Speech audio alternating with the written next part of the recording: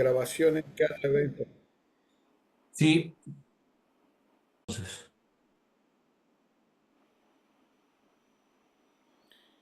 Muy buenas tardes a todos y todas.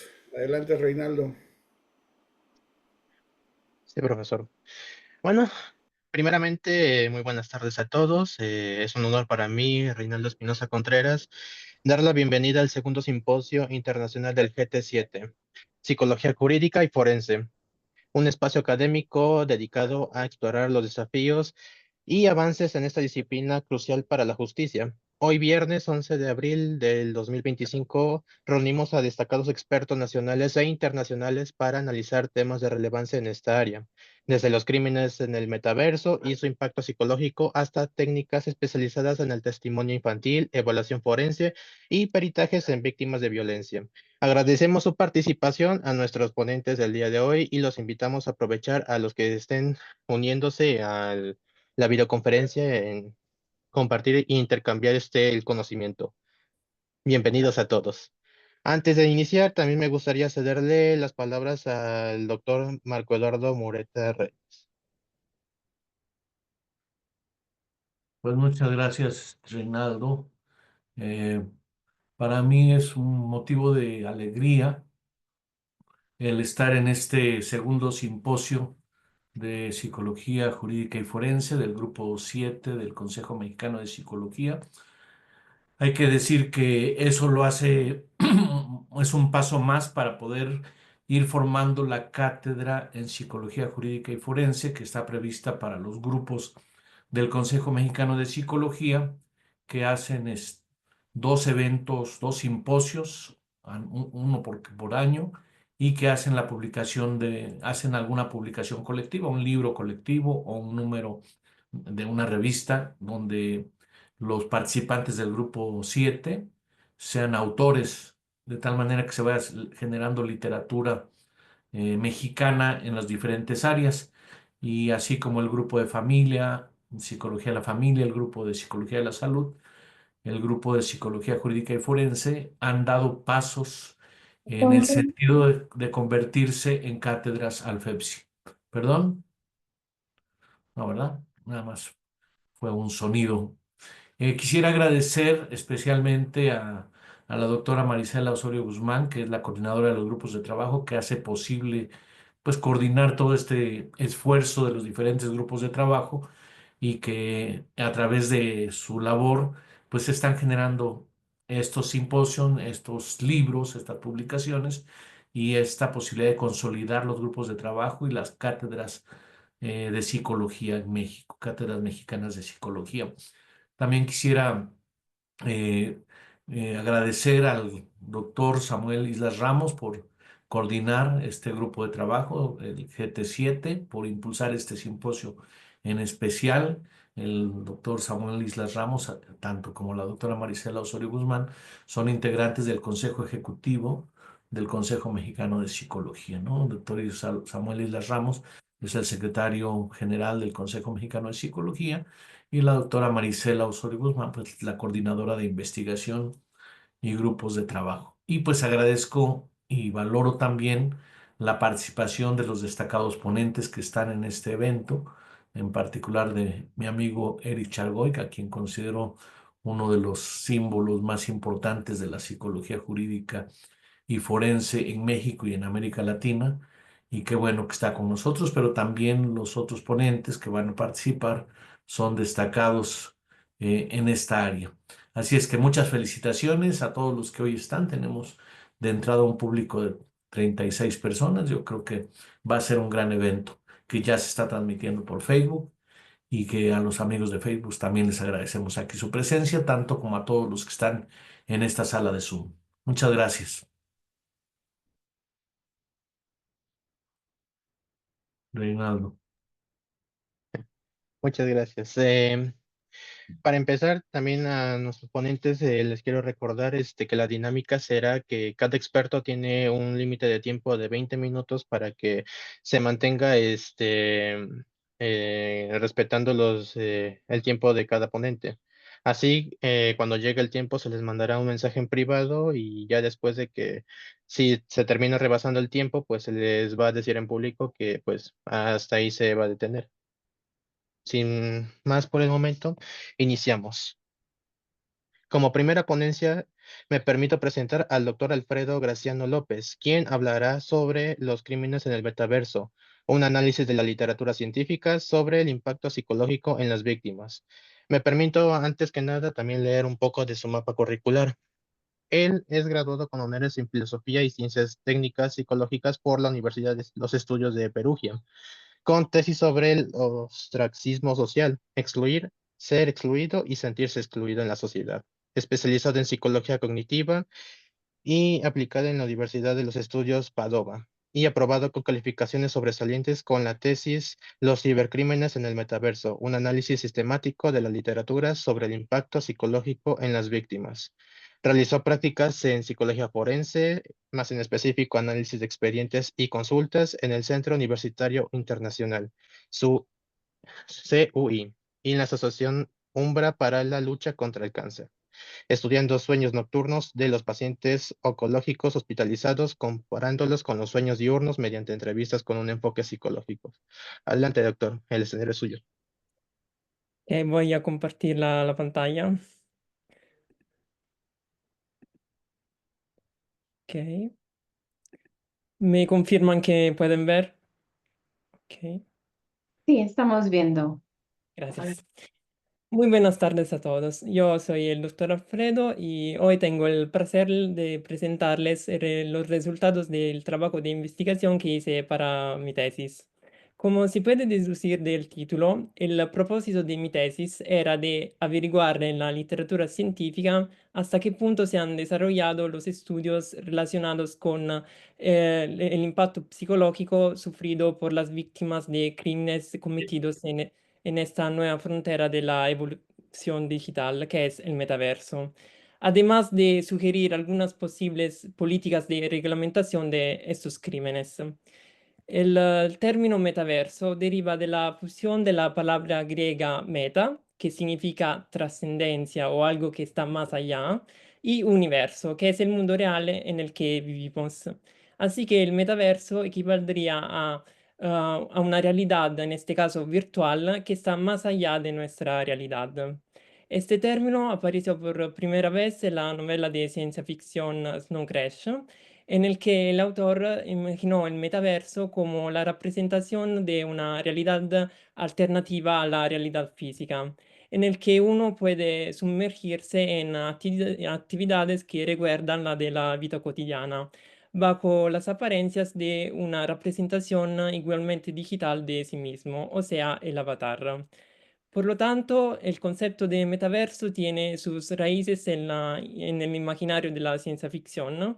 Pero las ideas presentes en este se han ido gradualmente trasladando a la realidad por parte de varias empresas, empezando por el cambio de marca de Facebook en Meta, en un esfuerzo justificado por la difusión y el progreso de las tecnologías de realidad virtual y de rastreo sensorial y motor. Siendo principalmente todavía una estructura conceptual emergente, dar una definición precisa era difícil, pero un investigador en el tema, Matthew Ball, en 2021 propuso la definición que vemos aquí en la diapositiva, en la que se reúnen todas las características que dan una idea de la innovación representada. El metaverso es ante todo un entorno digital persistente porque no va a conocer suspensiones o reinicios técnicos. Sincrónico porque ofrece contenido en tiempo real a muchos usuarios conectados al mismo tiempo. Escalable porque puede soportar la presencia al mismo tiempo de muchos usuarios sin sufrir interrupciones técnicas. Y descentralizado porque será gestionado sobre todo por los mismos usuarios y no por un poder central. Además, el contenido en sí mismo será generado en gran parte por los propios usuarios y la interoperabilidad permitirá de transferir los objetos y los progresos entre las diferentes plataformas, contribuyendo así a la construcción del entorno digital. El metaverso entonces es esencialmente una puerta de acceso única, constantemente en línea, a una gran variedad de experiencias digitales, permitiendo vivirlas de manera más interactiva y realista. Además, el metaverso no se impondrá como un sustituto de la normal Internet tradicional, pero se basará en sus fundamentos, los transformará y respecto a este será simplemente una alternativa más evolucionada.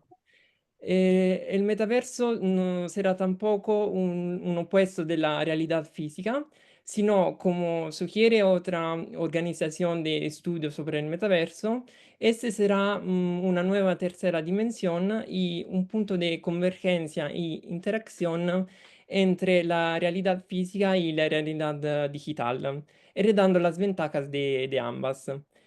El metaverso finalmente no se limitará a ser tampoco otra forma de las experiencias digitales que todos conocemos, pero será, ni siquiera corresponderá a la realidad virtual en sí misma, porque la característica de inmersión se podrá experimentar también en otros espacios digitales.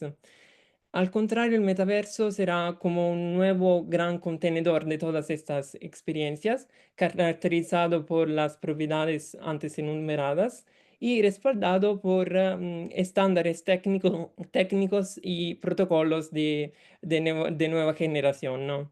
Revolucionando así nuestra manera de concebir nuestra presencia en la red digital. Sin embargo, cada nuevo avance tecnológico es frecuentemente acompañado por su aplicación por fines criminales y el metaverso no se escapa de tal destino porque ofrecerá amplias posibilidades de acción que incluso superan la del mundo físico. En una de las clasificaciones de los crímenes emergentes en el metaverso, tenemos sea crímenes financieros y crímenes contra la propiedad, pero sobre todo crímenes contra las personas y crímenes de carácter sexual. Muchos de esos crímenes ya tienen su lugar en los tradicionales entornos digitales, pero las características de inmersión del metaverso amplificarán sea las ganancias para los agresores, sea el trauma para las víctimas. Ah, en particular, los crímenes sexuales son el escenario criminal evaluado como más peligroso en términos de frecuencia, severidad del daño y facilidad de ejecución. Y a este respecto, una encuesta realizada a usuarios habituales de estas plataformas mostró que el 49% de las usuarias femeninas encontró por lo menos una vez en el curso de un mes un episodio de abuso físico. Y esto se aplica también al 36% de los usuarios masculinos y en medida inferior se encuentran también episodios de discriminación y intimidación de varios géneros. Por esta razón, muchos usuarios prefieren vivir estas experiencias con personas ya conocidas en lugar de aprovechar de estas plataformas para pasar el tiempo con usuarios desconocidos. El riesgo en general es que las propiedades inmersivas del metaverso no solo ofrecerán experiencias más realistas, sino también convertirán los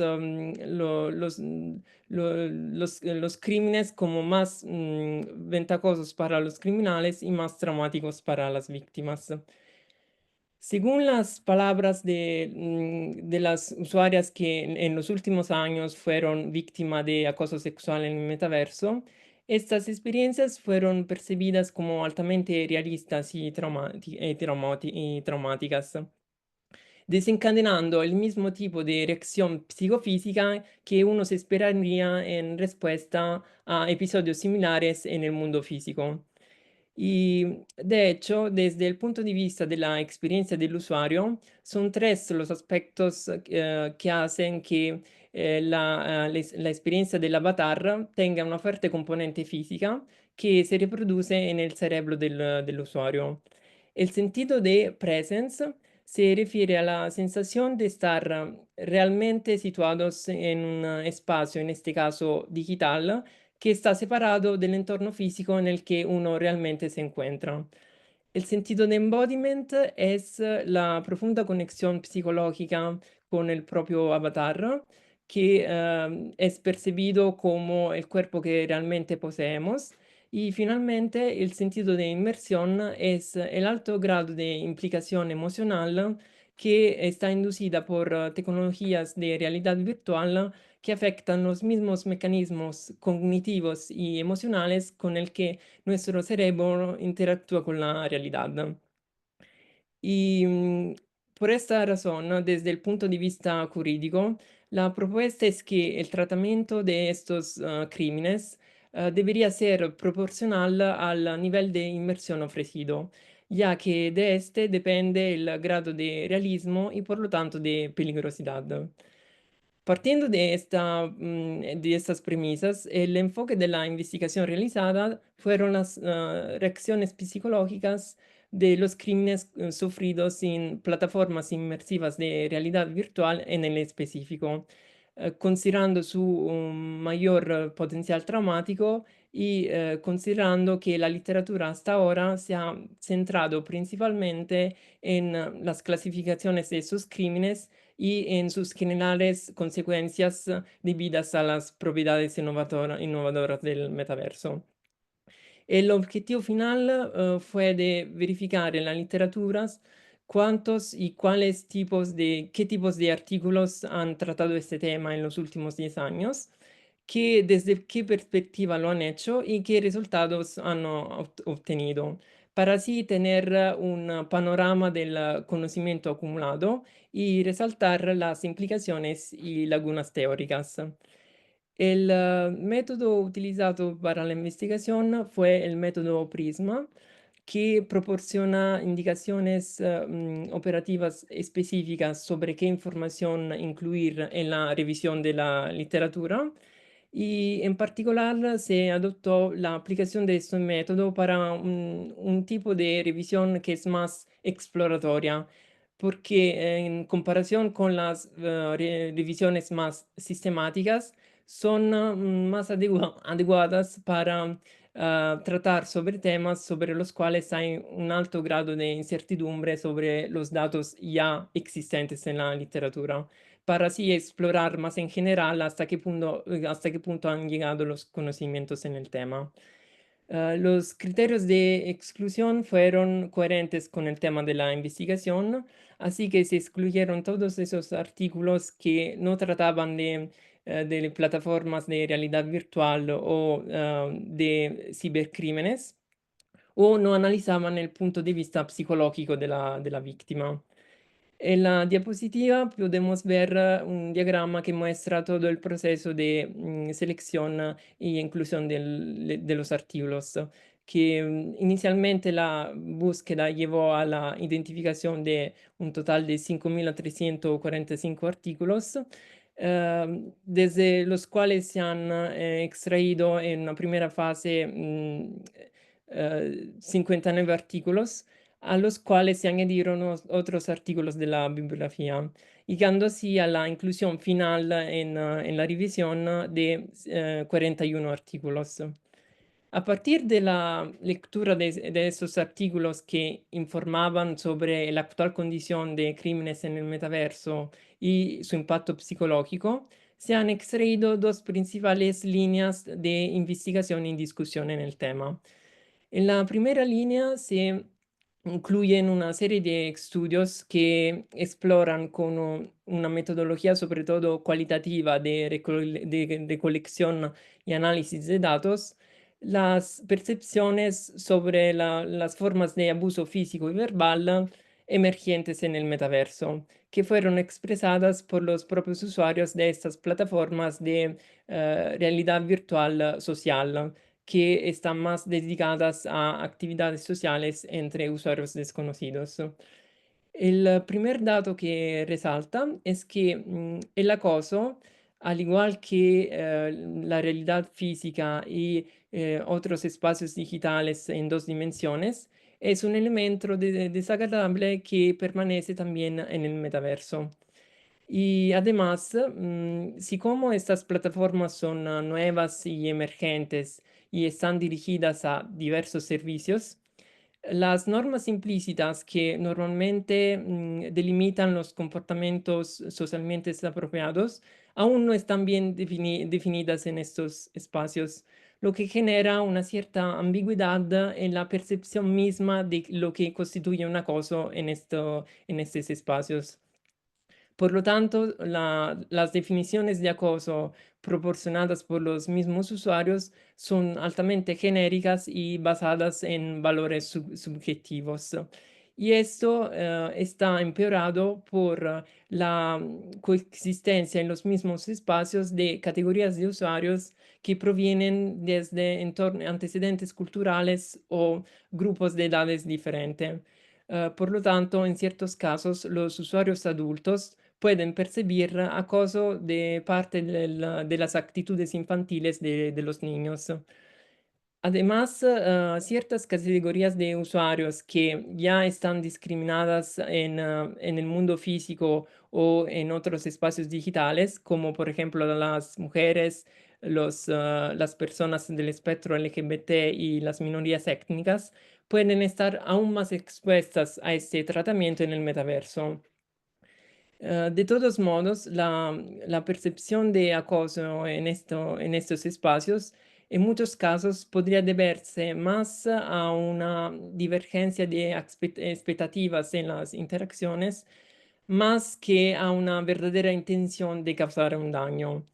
Y sin embargo, hay una cierta base común en la percepción de acoso entre los usuarios en el metaverso y corresponde a todas esas formas de comportamiento que perturban intencionalmente el normal disfrute de las actividades sociales. Y estas acciones tienen una fuerte consecuencias psicológicas en el metaverso, porque que tiene una componente física acentuada en comparación con otros espacios en dos dimensiones donde no hay correspondencia entre los movimientos del usuario y el movimiento del avatar. Algunos ejemplos de acoso son la invasión del espacio personal en el metaverso, el uso de la chat de voz para comentarios desagradables y el uso en general desconsiderado de su propio cuerpo. Y además, considerando las características peculiares del metaverso, desde el punto de vista jurídico, para los crímenes cometidos en este, debería estudiarse una estructura legislativa adecuada.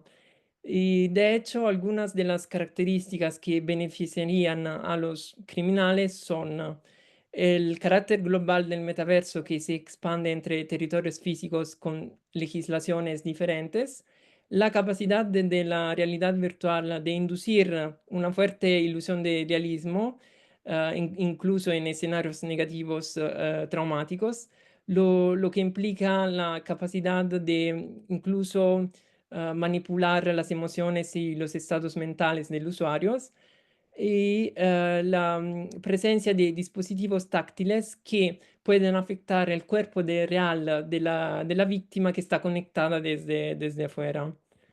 La segunda línea de investigación, en cambio, está constituida por estudios experimentales que explotan escenarios creados con la realidad virtual para estudiar en tiempo real y de manera controlada las reacciones psicológicas a episodios virtuales de varias formas de abuso. Los datos demuestran, en primer lugar, que la inmersión experimentada en estos escenarios favorece un sentido de presencia relativo a la situación de abuso y una ilusión de embodiment en el avatar de la víctima o el testigo de tales episodios, induciendo así un trauma que es percibido como más realista en comparación con los mismos escenarios representados en videos en 2 dimensiones o en textos escritos. Un ejemplo de este efecto lo ofrece, de hecho, un experimento que se llevó a cabo en la UNAM, en el Laboratorio de Enseñanza Virtual y Cyberpsicología, que logró demostrar que videos en 3 dimensiones reproducidos con la realidad virtual son capaces de inducir una cierta ilusión de intercambio corpóreo entre un cuerpo real masculino y un cuerpo virtual femenino de una víctima de acoso sexual. Además, este tipo de cambio de perspectiva temporal ha sido utilizado válidamente para estudiar en tiempo real los efectos psicológicos desencadenados en respuesta a estos abusos y también las variables y los mecanismos que moderan este tipo de impacto. Además, la propiedad inmersiva de la realidad virtual ha sido utilizada válidamente también para otros 2 fines prácticos. El primero era inducir potenciales agresores a entender la experiencia vivida por la víctima, generando así a través de un proceso de identificación con la víctima y de disonancia cognitiva, un cambio de actitudes. El segundo fin, en vez, era de entrenar posibles víctimas a enfrentar o prevenir eficazmente posibles episodios de abuso físico o emotivo a través del aprendizaje de estrategias de coping adaptativas. El riesgo ético en este caso es que una excesiva intensidad de la ansiedad inducida podría, en vez de ayudar a la víctima a entender el peligro, podría revivir el recuerdo de experiencias de victimizaciones pasadas o crear nuevos recuerdos de este tipo. Por lo tanto, los estudios que en futuro tengan este objetivo deberían prestar atención a calibrar el nivel de estrés inducido, agregando o eliminando apropiadamente las variables ambientales estresantes para así verificar su efecto en el trauma. Por cierto, los estudios de laboratorio han evidenciado el incremento de diversos índices, sea fisiológicos que subjetivos, de estrés, ansiedad y en general estado de ánimo negativo. Otra cuestión que la investigación aplicada debería resolver es relativo a la efectiva posibilidad de transferir los beneficios cognitivos desde la realidad virtual a la realidad de la vida cotidiana. Y es importante precisar que también por motivos obviamente éticos, en la literatura son escasos los estudios que comparan el trauma sufrido en contextos virtuales con los correspondientes episodios en el mundo físico. Y por lo tanto es difícil saber en qué medida sean similares. Por esta razón, deberíamos preguntarnos si los escenarios virtuales creados con el propósito de estudiar los efectos de formas tradicionales de acoso son simplemente una reproducción de lo que pasa en el mundo físico o si al contrario produzcan un impacto psicológico peculiar o incluso amplificado que merecería atención por su cuenta a través de protocolos éticos de experimentación, ¿no? Y como mencionado anteriormente, entender la verdadera entidad del daño emocional sufrido en el metaverso sería útil también a nivel jurídico para determinar si es correcto regular los crímenes virtuales al igual que los crímenes físicos. Porque la pregunta es si de hecho no hay ningún daño físico visible, ¿cómo podemos averiguar qué tan severamente ha sido herida la víctima también en su interior para así hacerle justicia? Em, Además, dado que los estudios aquí presentados han puesto de manifiesto el trauma que es posible sufrir en la realidad virtual, es deseable idear medidas de protección individual y comprobarlas a través de experimentos que involucren los mismos usuarios. Y por la misma razón, los proyectos de investigación futuras deberían continuar a explotar la realidad virtual para estudiar tanto los índices de bienestar psicofísicos dañados, como las variables ambientales e individuales que influencian este proceso. Sea con la finalidad, sea de advertir los usuarios sobre los riesgos del metaverso, sea para sugerir algunas políticas de reglamentación. De esta manera, lograríamos sensibilizar a los usuarios sobre los riesgos, los daños que es posible infligir intencionalmente o menos o sufrir en el metaverso, para que la característica de inmersión que tanto nos podría atraer no nos haga perder de vista los riesgos que este encierra. Con este he terminado mi presentación y si tienen alguna pregunta aquí estoy para contestarles con mucho gusto. Gracias a todos por la atención.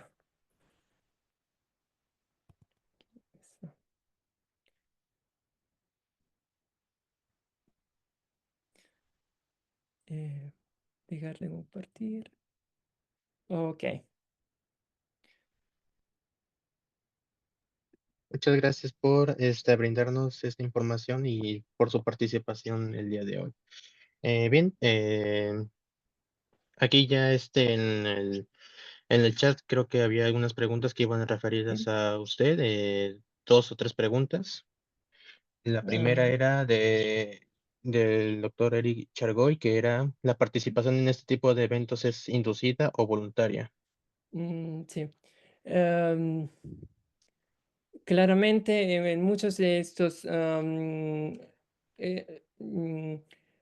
digamos que en los tipos de estudios cualitativos que usaban metodologías cualitativas de recolección de datos, el método era que el investigador se participaba a estas plataformas de realidad virtual como si fuera un usuario entre tantos, sin revelar su, digamos, su identidad para ver un poco cómo se comportaban los usuarios y así tomar notas de lo que pasaba y hacer sus conclusiones. En otros casos, los usuarios venían entrevistados, digamos así, sin que necesariamente se dieran cuenta que era un estudio de experimentación para recoger sus opiniones.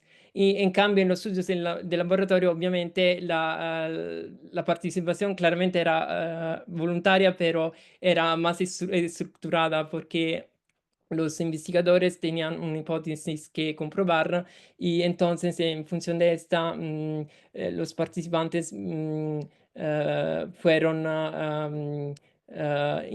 involucrados en estos escenarios creados apropiadamente para el estudio. Y esto. Y la segunda pregunta, sí,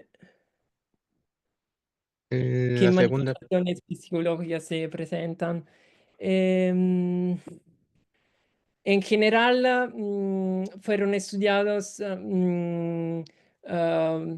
digamos, índices de estrés o, en general de humor negativo, de estado de ánimo negativo, que podían estar estudiados sea desde el punto de vista fisiológico, con, por ejemplo, indicadores como el aumento de la frecuencia cardíaca, por ejemplo, o índices subjetivos como por ejemplo la sensación que podía ser expresada con propias palabras y para estudiar en general cómo se sentían en los estudios de laboratorio. Y en muchos casos se vio que en el escenario virtual, en comparación con escenarios que estaban representados en videos en la pantalla en 2 dimensiones, el escenario virtual era vivido como más inmersivo, como si fuera más real del escenario del mundo físico. Y esto se traducía en un aumento de estrés mayor que de lo que se verificaba en el escenario físico. Y no sé si hay las comunidades de internet que influencian podrían tener. em, mm, las comunidades del Internet tradicional, digamos que son em, en general, los usuarios de plataformas de, no sé,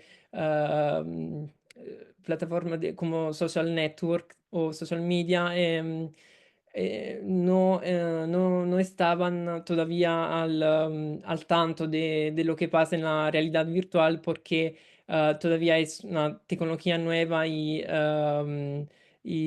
no está tampoco mucho al alcance también a nivel económico de muchos usuarios y entonces hay una percepción tanto de, digamos, de curiosidad y de entusiasmo sobre este tema, pero también de otra parte, en general, los que ya pudieron vivir esas experiencias en ciertos casos no la han pasado muy bien porque lo que se vio es que las mismas en ciertos casos las mismas reglas que hay en el mundo físico también son válidas por el mundo virtual, como es el caso, por ejemplo, de las normas que regulan la gestión del espacio personal. Y entonces, si, por ejemplo, en un social media normal, en 2 dimensiones, no hay este tipo de contacto físico y pero también en espacios donde tú puedes usar un avatar, pero no estás detrás de una pantalla y no en una realidad virtual. Este tipo de reglas no son tan estrictas porque no percibes el contacto físico. Y en vez que en la realidad virtual donde hay, digamos, una apariencia de contacto físico, se puede percibir una cierta incomodidad también desde este punto de vista. Y creo haber respondido, contestado a todos. Y gracias por la atención. Gracias a usted. Muy bien. Muchas gracias por brindarnos y también la ponencia de este tema que la verdad es muy interesante.